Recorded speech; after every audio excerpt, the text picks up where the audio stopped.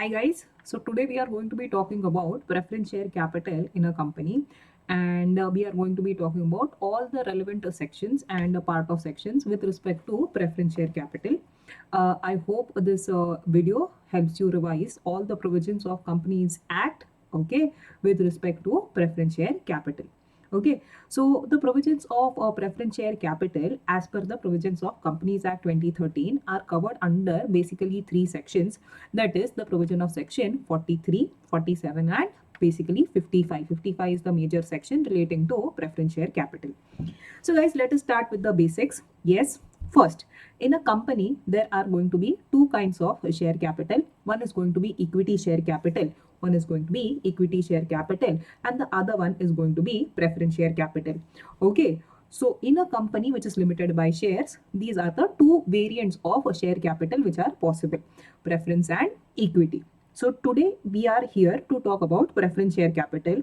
So let us talk about preference share capital. Okay, so preference share capital is what? It is a means of raising finance for the company. So it is a source of funds for the company. Like equity, even preference share capital is a source of funds for the company. But how is preference share capital different from equity? So as the name suggests, okay, the name of this particular variant of a source of funds is what? Preference share capital. So what is the speciality of this particular capital? So the speciality over here is that this particular capital is going to be having two compulsory preferential rights. As per the definition given under the Companies Act, this particular capital, that is preference share capital, is going to be having two compulsory preferential rights. Now, which are these two compulsory preferential rights? First right, okay, is a preferential right to payment of dividend. A preferential right as to what? A preferential right as to payment of dividend. Okay. And second preferential right will be a preferential right as to repayment of paid up share capital at the time of winding up of the company. At the time of winding up of the company. So guys, what is preference share capital? Okay, it is a part of the issued share capital of the company which is going to carry a which right? A preferential right. A preferential right to do what? A preferential right to receive dividend and a preferential right to receive back the paid up share capital at the time of winding up of the company. Okay, so what do you mean by preferential right as to dividend? What do you mean by preferential right as to dividend? So preferential right as to dividend basically means that when the company is declaring dividend, when the company is declaring dividend, okay, and in case the company has issued both equity share capital and preference share capital, the company is going to give priority to whom to make the payment of dividend? The company is going to give priority to preference share capital. So the preference capital, okay, preference share capital is going to receive dividend prior to the equity share capital.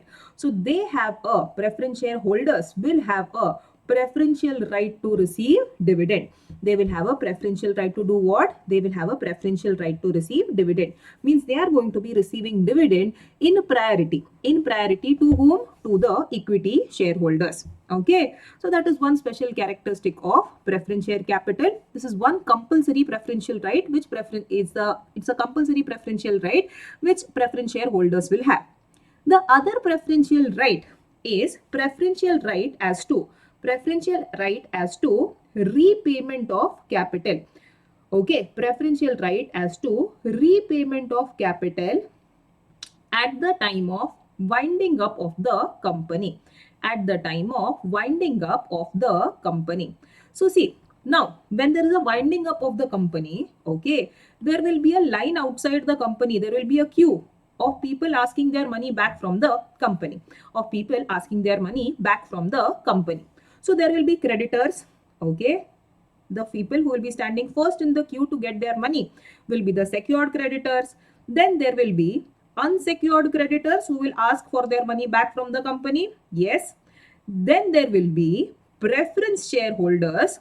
Okay, and then there will be equity shareholders who will ask their money back from the company.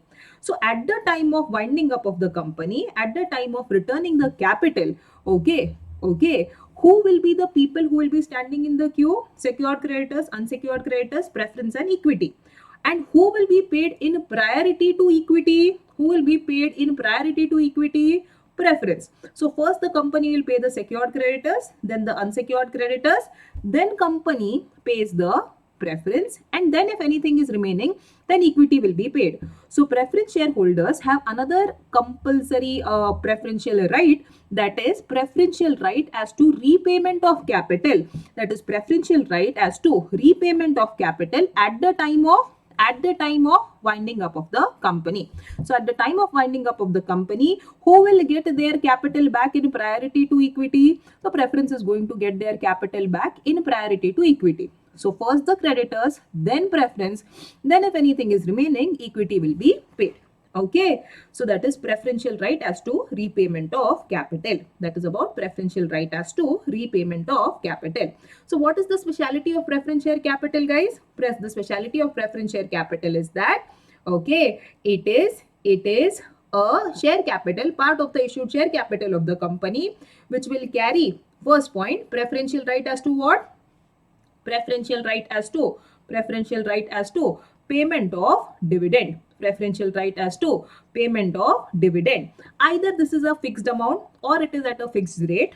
Okay, either it is free of income tax or it can be subject to income tax, whatever. Okay, and the second preferential right which they will always have, second preferential right which they will always have is preferential right as to what?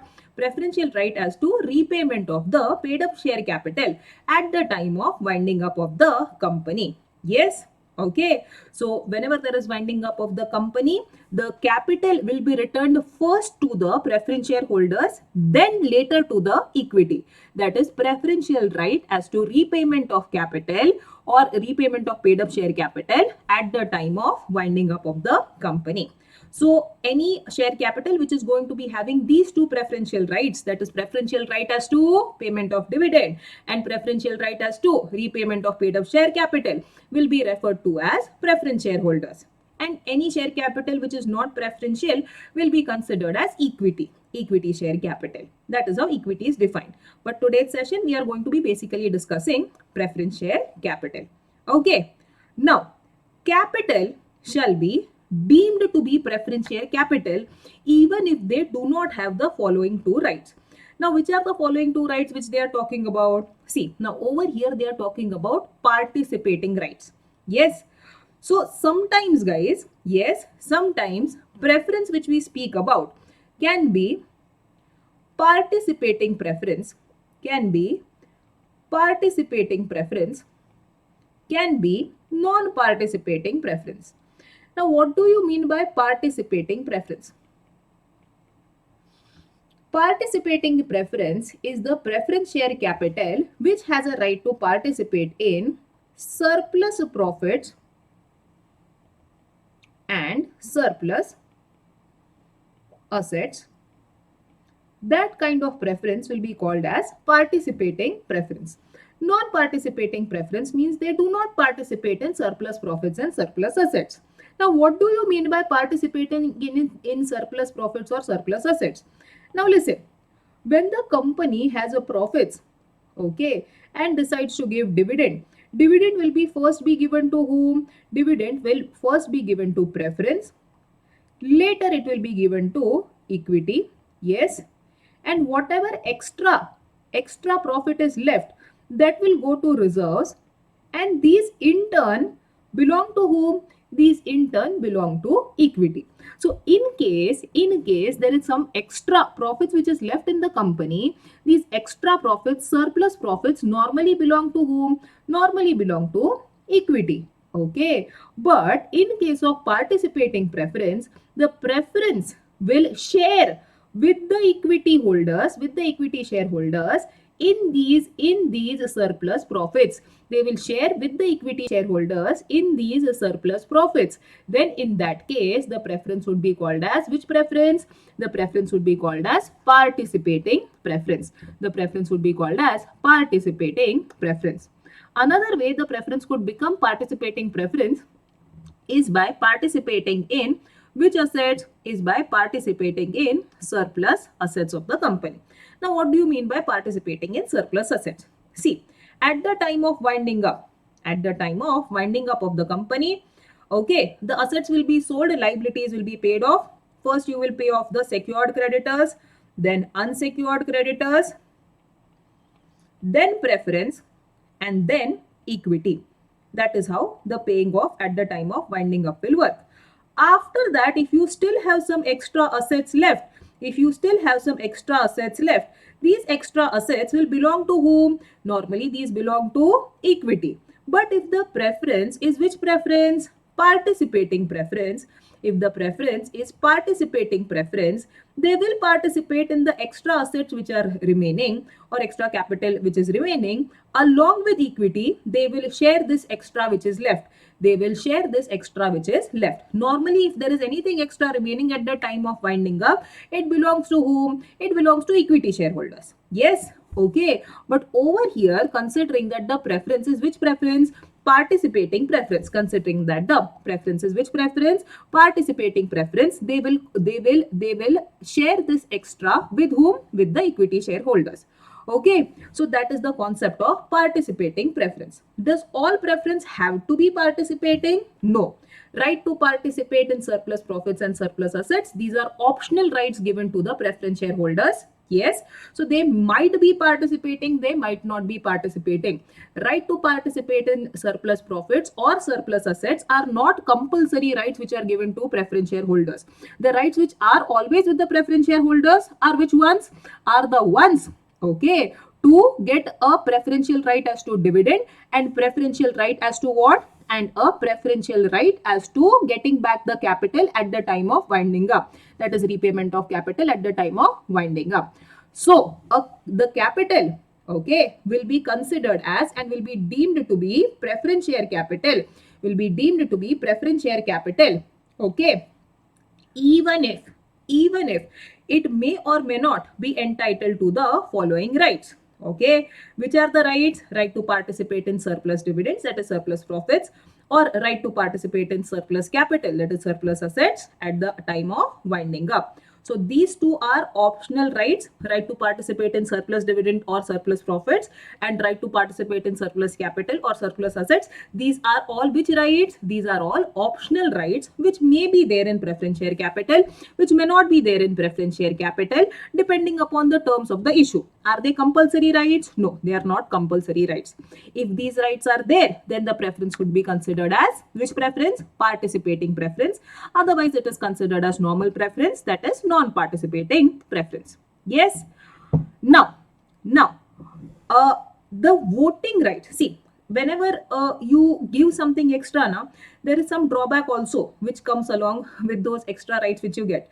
So now preference over here is getting two extra rights, that is preferential right as to payment of dividend and preferential right as to repayment of paid up share capital at the time of winding up. So now when they are getting these preferential rights, okay, they are getting a preference for getting the dividend, they are getting a preference to get back the share capital at the time of winding up. So what is the negative thing which they are going to get? The negative thing is going to be preference share capital is not going to be having voting right in general. No, preference shareholders in general will not have voting rights in the company. Normally, will they be voting on everything and every decision of the company where other members of the company will vote? Answer is no. Normally, preference shareholders will not have voting rights in the company. They can vote only in certain specific situations in the company, and these specific situations are going to be covered under the provisions of section 47. So the voting share capital of the company, the share capital which will normally have a right to vote, will be equity share capital. Preference shareholders, okay, because they get a preferential right as to dividend, because they get a preferential right as to repayment of capital, In general, they do not have. In general, they do not have which rights? Voting rights. Okay, but as per the provisions of section 47, they can have voting rights in certain situations. So which are these situations where they can have voting rights?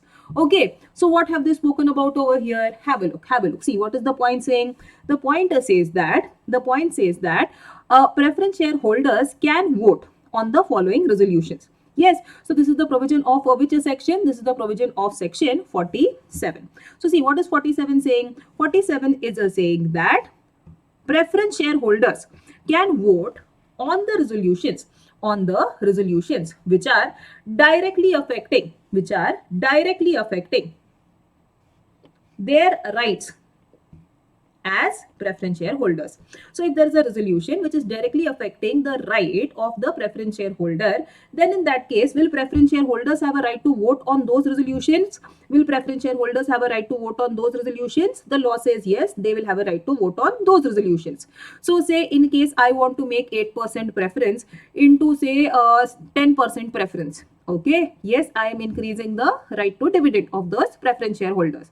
Will they have a right to vote on such a resolution? Yes.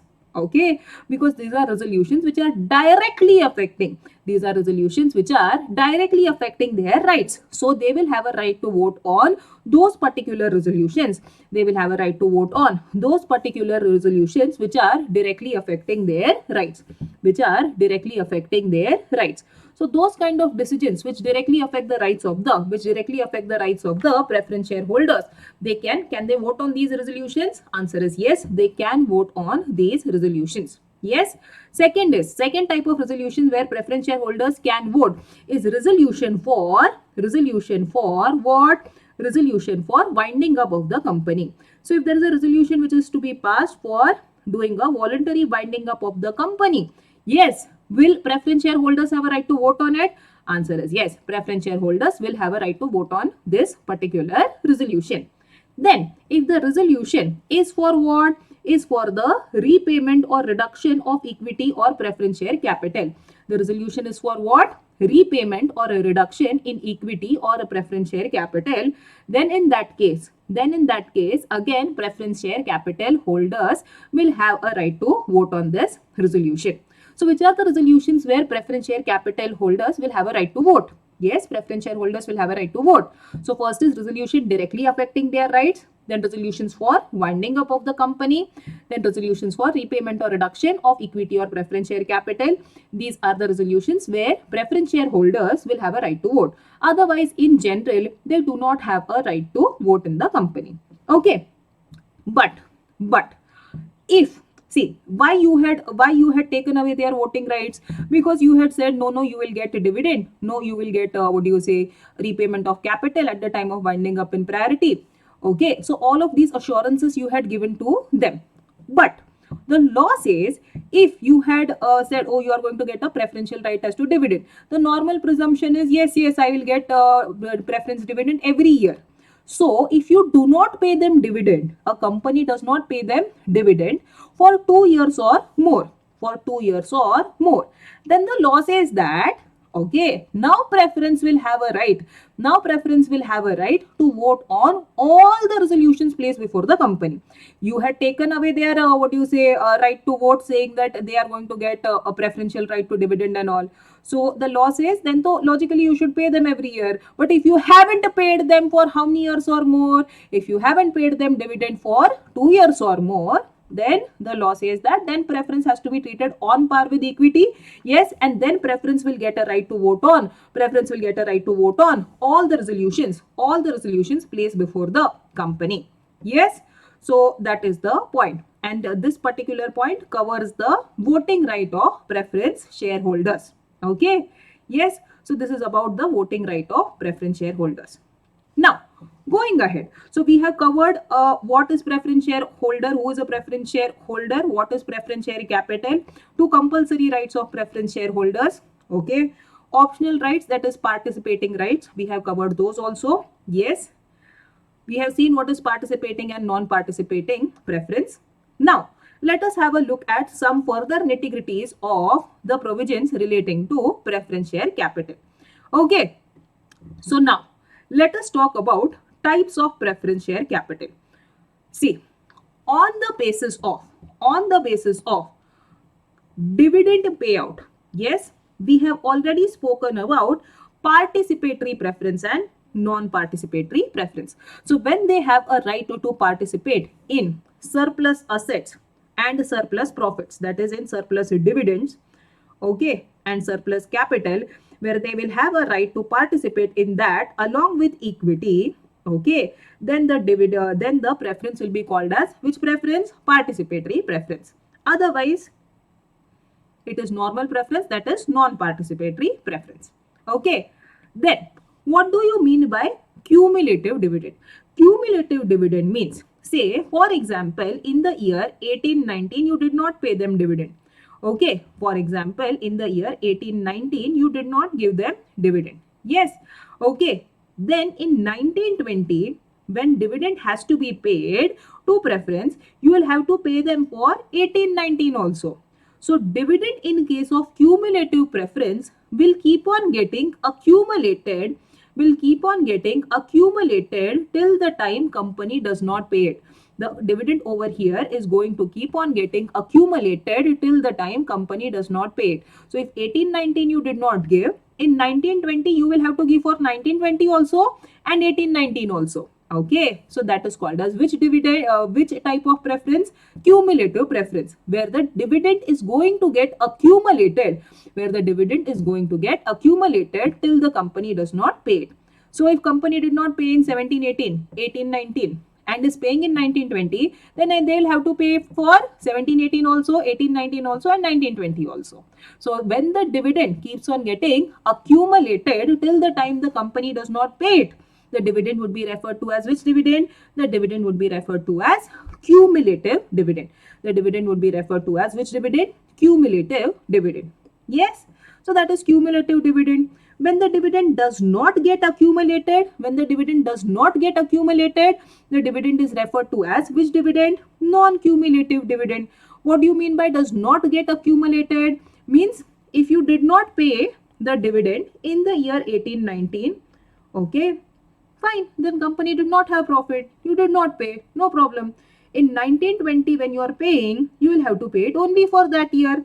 Do you have to pay it for the previous year also? No. Okay, because there is no question of accumulation.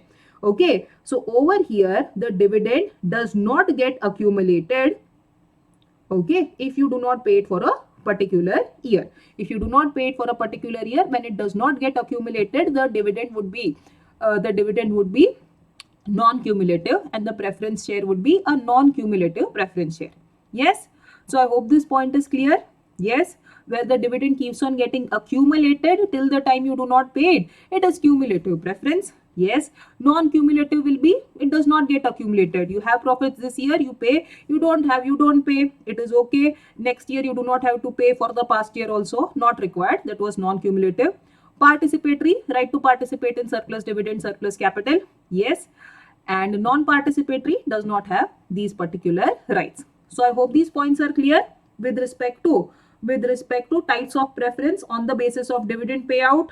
Yes. Okay. Now going ahead, on the basis of convertibility of a preference.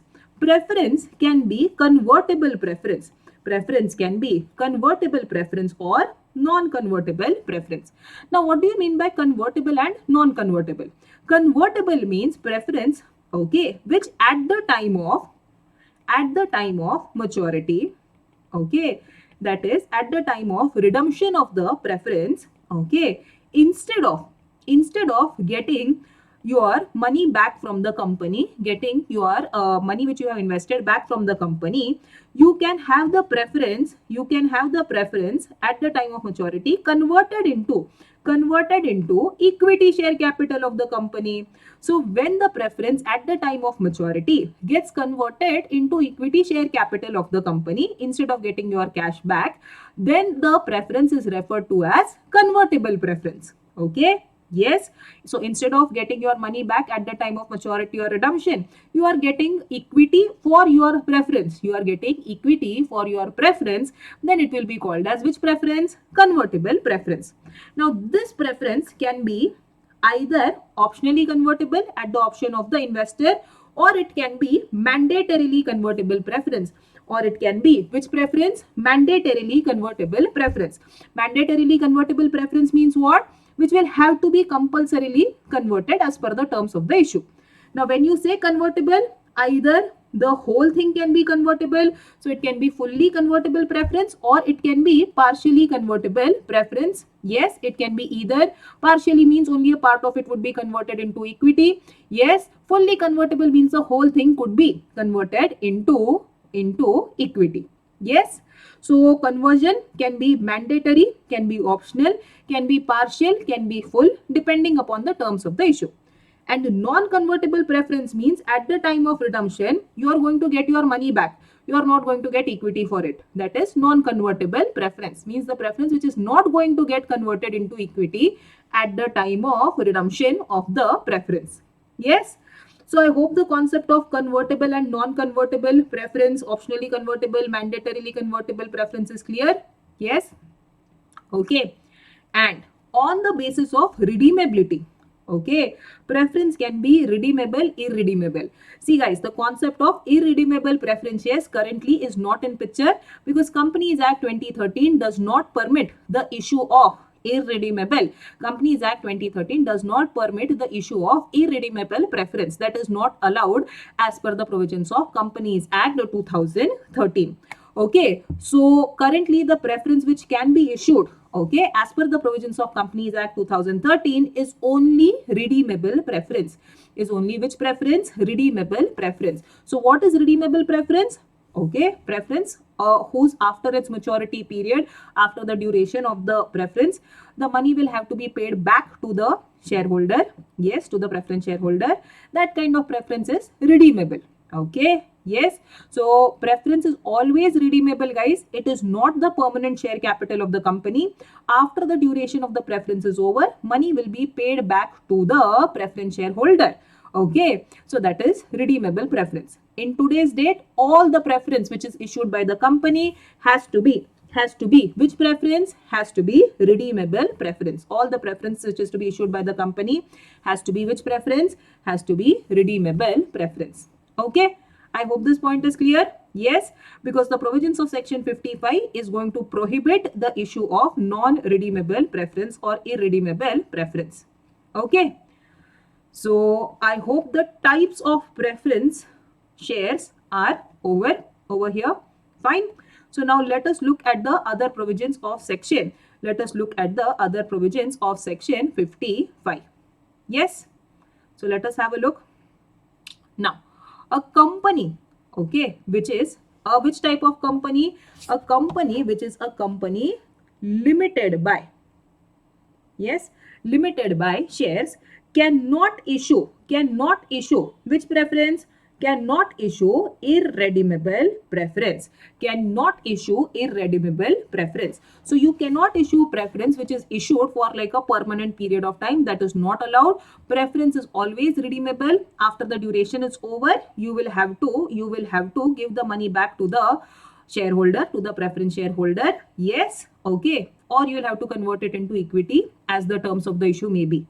Okay. So a company limited by shares cannot issue which type of preference? Cannot issue irredeemable preference. Okay. After the commencement of Companies Act 2013. After the commencement of Companies Act 2013. Okay. Now going ahead. Yes. Now, what needs to be done and what authorizations are required? What needs to be done and what authorizations are required for the purposes of what? For the purposes of issue of preference shares. So, first thing, the company which is limited by shares, okay, can issue preference shares if first thing which you need to satisfy is that there has to be authorization. There has to be authorization in the company's articles of association to issue preference. So if your articles permit, then only you can issue preference shares. If your articles do not permit, then you will have to follow the alteration of articles procedure and then only issue preference shares. So a company limited by shares to issue preference will have to have authorization in the articles of association. Okay. Then we will have to read section 55 along with rule 9 of company share capital and debenture rules. Okay. which states that the second thing which needs to be done is that for authorizing the issue of preference, primarily authorization and articles of association is required. The second thing which needs to be satisfied is that for issuing preference share capital, as per Rule 9 of Share Capital and Debenture Rules 2014, the company, okay, has to authorize the issue of preference, by passing a which resolution? By passing a special resolution. By passing a which resolution? Special resolution in the general meeting of the company. By passing a special resolution in the general meeting of the company. So first, authorization in the articles of association. Second, special resolution has to be passed in the general meeting of the company.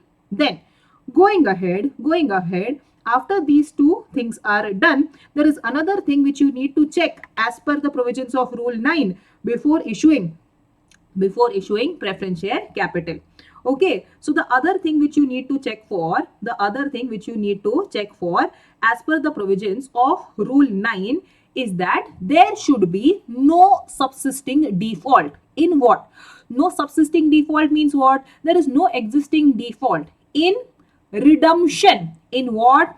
In redemption of a preference share capital issued either before or after the commencement of this act. So if you have issued some preference share capital, first make sure that that preference share capital is redeemed as per the provisions of the issue of that preference share capital. If you have not redeemed the earlier preference share capital and you want to issue new preference share capital, will they permit that? They will not. That is not permissible. So what have they stated? There should be no subsisting default in redemption of preference share capital. Okay, if there is some default, you first clear that default, then issue new preference share capital. The second thing which you need to satisfy is that there should be no default in what? In payment of dividend due on preference share. Okay, so there shouldn't be any default in any preference dividend which is due. There should be no subsisting default in redemption of preference share capital issued before or after the commencement of this act. If these defaults are subsisting, can the company issue further preference share capital? Answer is no. Company cannot issue further preference share capital. So no default in redemption of preference share capital, no default in payment of dividend, okay, due on the preference share capital. There should be no such subsisting defaults. Okay, then going ahead, as per the provisions of Rule 9 sub Rule 4, okay, will the name of preference share holders, okay, to whom the preference share capital is issued, will their particulars be there in the register of members under section 88? Answer is yes. So that is what is clarified by Rule 9 sub Rule 4 over here, that preference share capital, if a company is issuing which share capital? Preference share capital in the register of members under section 88, the provisions, okay, and particulars with respect to preference shareholders will be there. These provisions will have to be there in the register of members. Okay, so that is the point, and these are the provisions of Rule 9 sub Rule 4. Okay, now going ahead, what is the maximum duration? Okay, what is the maximum duration for which preference share capital can be issued by the company? So as we all have seen that preference share capital is going to have a particular period within which it will have to be redeemed. Can you issue irredeemable preference share capital? Is that going to be permissible? Answer is no. Okay, you cannot issue irredeemable preference share capital. So what is the maximum duration for which preference share capital can be issued? So answer is normally it is 20 years from the date of the issue. Normally it is how many years from the date of the issue? 20 years from the date of the issue. That is the normal maximum duration. For which preference share capital can be issued. 20 years from the date of the issue. But this is subject to an exception. The exception is the situation where company has issued preference share capital for which projects? For infrastructure projects. For which projects? Infrastructure projects. So if the company is issuing preference share capital for infrastructure projects, then in that situation, the period for which the preference share capital can be issued can be a period exceeding how many years? Can be a period exceeding how many years? 20 years. Yes, it can be a period exceeding 20 years, but not exceeding 30 years. So guys, remember this exceptional point. It's an important point. What is the normal term for which preference share capital can be issued? It is 20 years from the date of the issue. It is 20 years from the date of the issue. But if the preference share capital is issued for what purpose? For some infrastructure project, you can cross 20 years, but you cannot cross 30 years. But you cannot cross how many years? 30 years. Okay. So when you are issuing preference share capital for infrastructure projects, the maximum duration is 30 years. But this is also subject to a sub condition which says that in such a situation, there shall be a redemption of minimum 10% of the preference shares per year from the starting of the 21st year onwards on a proportionate basis, or before that at the option of the preference share holders. So from 21st year onwards, so if you are issuing preference for a period exceeding 20 years up to 30 years, then from 21st year onwards, 10% you will have to per year redeem. You will have to start redemption at the rate of 10% per year. You can start from the 21st year, you can start earlier. It is at the option of the preference share holders. It is at the option of the preference share holders. Okay guys, so in case of infrastructure projects, the maximum duration can be more than 20 years. It can go up to 30 years. Yes, but over here minimum 10% redemption at least you should do from the 21st year onwards, or maybe earlier at the option of the preference shareholders. So 21st year, 10% you will redeem. 22nd year, another 10%. 23rd year, another 10%, so on and so forth. So this is a special point with respect to preference share capital issued for which projects? Issued for infrastructure projects. Yes? Okay. I hope the duration point is clear for everybody. Okay. Going ahead. Now, the next point is going to be talking about what? The next point is talking about redemption of preference shares. See now guys, you know that a preference share capital is not the permanent share capital of the company. Preference share capital is not the permanent share capital of the company. So if it is not the preference share capital of the company, there is a question of redemption of preference shares. There is a question of redemption of preference shares. So how will you redeem the preference shares? How will you redeem the preference shares? Okay, so first we will talk about the sources of funds for redemption of preference shares. Yes, so there are two sources of funds. There are two sources of funds for the redemption of preference shares. Source one is profits of the company. Profits of the company, okay, which would otherwise be available for what? Which would otherwise be available for dividend. So profits of the company which would be available for dividend. Okay, that is your free profits not for any particular purpose, free reserves and all of that. Okay, out of that you can redeem the preference shares. That is, you can give back money to the preference. Yes. So what is the first source? First source is profits of the company which is otherwise available for dividend. That is your free reserves, surplus in the P&L account. All of that is profits available for dividend, out of which you could pay dividend. Out of that money, out of that source, you can redeem your which shares also? You can redeem the preference shares also. This is the first source. But another source which they have spoken about is you can issue further shares. You can issue further shares. You can make something which is called as fresh issue. You can issue some further new shares. You can get money from other investors. Yes. So you can make a fresh issue of shares, collect money from them, and then from that money you can redeem the earlier preference shares. From that new shares which you have issued, whatever money you are getting, from that you can redeem the earlier preference shares. So second source is what? Proceeds of a fresh issue of shares made for the purposes of redemption. Proceeds of fresh issue of shares made for the purposes of redemption. So tell me guys, which are the two sources of funds for redemption of preference shares. The two sources of funds for redemption of preference shares are: source 1 is profits of the company which would be otherwise available for dividend. Source 2 is proceeds of fresh issue made for the purposes of redemption. These are the two sources of funds for redemption of preference shares. Okay. Then another point which you need to remember with respect to redemption of preference shares is that they can be redeemed only if they are fully paid up. They can be redeemed only if they are fully paid up. Can you redeem partly paid up preference shares? Is that permissible? No. The whole money from the preference shareholder will have to be received. Only then is redemption possible. So redemption of partly paid up preference is not possible. If you are redeeming the preference shares, they will have to be fully paid up. Okay? Yes? Now, we have seen the two sources of funds for redemption of preference shares. Okay, one is profits available for dividend, second is proceeds of fresh issue. Okay, now when the company is utilizing the profits available for dividend, when the company is utilizing the profits available for dividend, for what purpose? For the purposes of redemption of preference shares. See, we are going by this source. Okay, we are going by this particular source.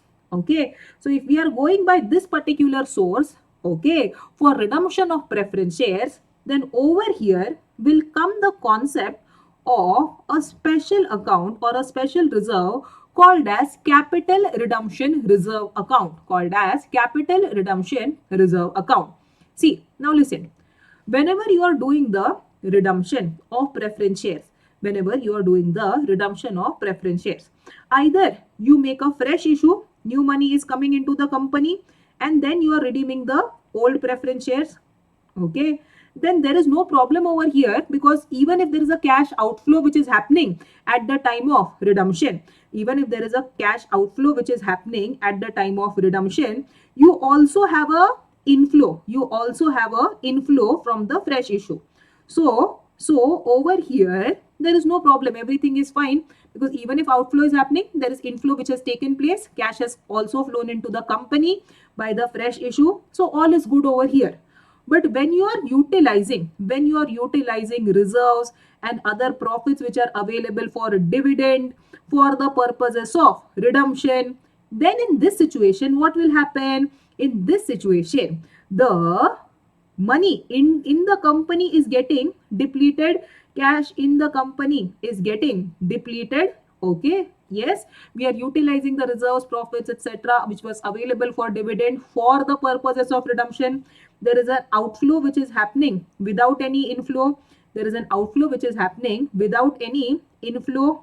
Okay, then in such a case, you know what happens? See, listen, I'll tell you, the creditors in such a situation, they will feel insecure. See, normally who was supposed to get money first? Secured creditor. Then whom? Unsecured creditor. Then whom? Who was supposed to get the money? Then preference, and then equity. This is what would have happened if the company would have undergone winding up. Secured creditor first, unsecured creditor next, preference next, and then equity. Okay, but at the time of redemption of preference, preference is breaking the line, taking their money first and then going bye bye. Okay, now over here also, if fresh issue is happening, then no problem, because one preference is going, somebody else is coming in, so no problem. Okay, if there is fresh issue, then no problem. But if reserves are utilized for redemption of preference, if reserves are utilized for redemption of preference, these people will feel insecure. They'll be like, oh, you took your money and went away. Now what will happen if winding up happens? What will happen to us? Will we get our money? Okay, who will be having a problem? Who will be having a problem? Secured creditor, unsecured creditor, these people might have a problem. So for giving them some security, okay, the Companies Act has thought of the concept of CRR when the redemption is happening out of reserves of the company, okay, and from profits available for dividend. If that is the source used for redemption, if that is the source used for redemption of preference shares, then the nominal amount the nominal value of the shares, that is the face value of the shares redeemed out of the profits available for dividend, will have to be transferred to a special account called as capital redemption reserve account. So company will take out some money equal to the nominal value of the shares redeemed out of profits and will keep it separate in a separate account called as capital redemption reserve account, and this capital redemption reserve account will not be utilized for giving dividend. This capital redemption reserve account will always be used only for the purposes of bonus issue of shares, will always be utilized only for the purposes of bonus issue of shares. So the CRR always stays in the company. So the CRR always stays in the company and does not go outside the company. Yes, because in bonus issue, there is no cash outflow happening. So to give some security to the secured creditor and unsecured creditor, which value? Nominal value of the shares redeemed out of what? Of the shares redeemed out of profits will be transferred to a special account called as which account? Capital redemption reserve account. Called as capital redemption reserve account. And whatever money is transferred to the capital redemption reserve account will be utilized only for the purposes of making a bonus issue, not for any other cash outflow. And in bonus issue, there is no cash outflow which is happening. Okay, so that is the concept of CRR, guys. I hope you have understood when the CRR come into picture, when the company is using profits which were available for dividend for the purposes of doing redemption. Okay, when you are using a fresh issue, when you are doing a fresh issue, there is no question of CRR. There is no question of CRR because nobody is feeling any insecurity, because even though cash outflow is happening, there is also a inflow. CRR comes into picture only when you are utilizing reserves or profits available for a dividend for the purposes of redemption. Then you take some money, keep it separately, call it CRR, and never utilize that money. For what purpose? Never utilize that money for the purposes of giving dividend. You utilize it only for the purposes of issuing bonus shares. So that is the concept of CRR. Okay, so let us see what is the provision saying. The provision says that where the shares are proposed to be redeemed, out of what? Out of the profits of the company. Okay, then there shall be transferred to a sum equal to the which amount? To the nominal amount. A sum equal to the which amount? Nominal amount of the shares to be redeemed. Okay, to a reserve. And what is the name of the reserve? The name of the reserve is capital redemption reserve account. The name of the reserve is capital redemption reserve account. And CRR will be utilized only for as per the provisions of Companies Act 2013. Otherwise, it will be considered as reduction of share capital. And what is the purpose for which CRR can be utilized? Only for the purposes of issuing bonus shares, never for giving dividend. This is not money which should flow out of the company. This should be always there in the company. There is no cash outflow happening out of CRR.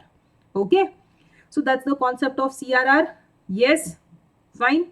And CRR, as per the provisions of the section, yes, will be utilized only for what purpose? Will be utilized only for the purpose of CRR will be utilized only for the purpose of what? It will be utilized by the company only for paying up unissued shares of the company, okay, to be issued by to the members of the company as fully paid up bonus shares, and not for any other purpose. Okay, so that completes the concept of CRR at the time of redemption of preference shares. Fine. So I hope that concept is clear. Okay. Now, going ahead. Yes, let us talk about premium on redemption of share capital. Let us talk about premium on redemption of share capital and what are the sources for premium on redemption of share capital. So see, now over here things are going to be divided into two parts. Yes, either the company is such a company, okay, which is a prescribed company, which is a which company? Prescribed company. What are we talking about? We are talking about sources of funds for the payment of premium on redemption. At the time of redemption, you are paying the preference shareholder something extra. That extra is referred to as premium. Okay, so when you are talking about payment of premium on redemption of preference shares, yes, what are the sources from which you can pay it? So that will depend upon the kind of company you are. Okay, if you are a company which is a prescribed company which follows accounting standards, okay, whose financial statements comply with accounting standards under section 133, then in such a situation, okay, yes, over here, what will be the source of funds for providing for premium on redemption? Okay, again, if you are a prescribed company following accounting standards as per 133, and if your preference share capital is issued after, when have you issued the preference share capital? You have issued the preference share capital after the commencement of Companies Act 2013, then profits of the company will be the source for providing for premium on redemption. Premium on redemption from the profits of the company only, if preference is issued after commencement of Companies Act 2013.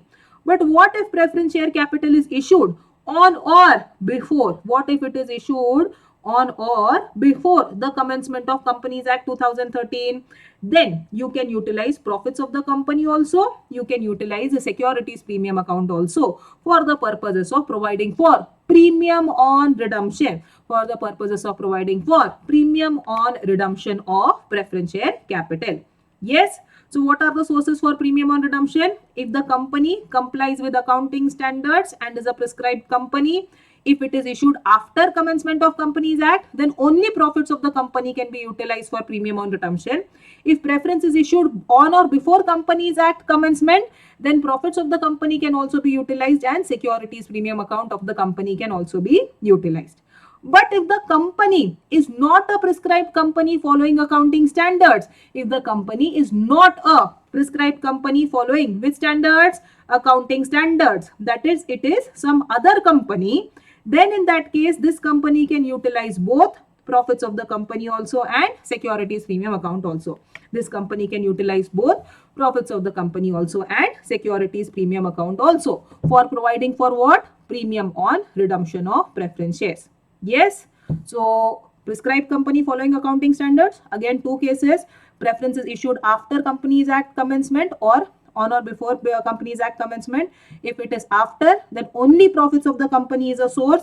If it is on or before, then profits of the company is also a source and securities premium account is also a source. Yes. And in other companies, profits and securities premium both are the sources of funds for the purposes of providing for premium on redemption of preference share capital. Okay, guys, I hope the premium point is clear for everybody. Yes. Now coming towards the last point.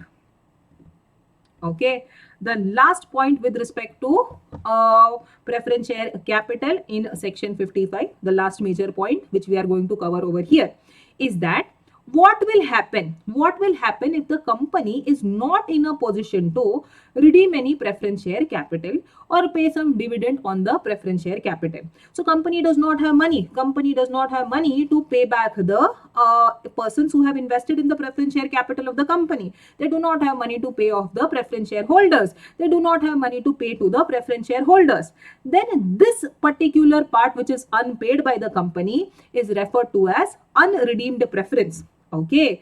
And for this unredeemed preference, the Companies Act has given a particular solution. See, what is the solution they have given? The solution which they have given is that when the company, so let us read the provision, when the company is not in a position to,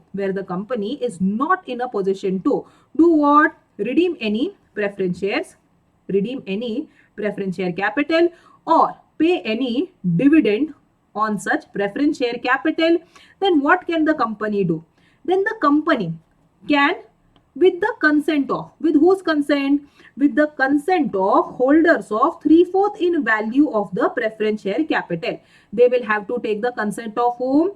Holders of 3/4 in value of the preference share capital. So 3/4 in value of the preference share capital holders, their consent they will have to take. And who is the other authority whose consent they will have to take? They will also have to take the consent of the NCLT. So after NCLT approval, after NCLT approval and with the consent of whom? Preference shareholders or who are having preference shares by value how much? 3/4. So persons who are having 75% of the value of the preference shares, their consent you have taken, NCLT approval you have taken, you do not have money to redeem the preference shares, then in such a situation, what can the company do? The company will issue further redeemable preference shares equal to the amount. Equal to what amount, guys? Equal to the amount of unredeemed preference share capital, equal to the amount of unredeemed preference share capital.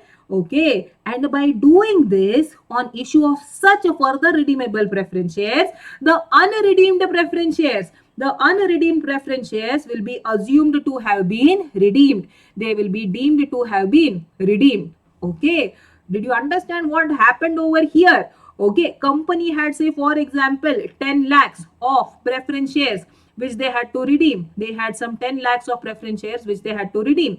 Okay, could they redeem this preference shares? No. Plus they had some 2 lakhs pending on this preference shares to be given as dividend. Could they pay that? No.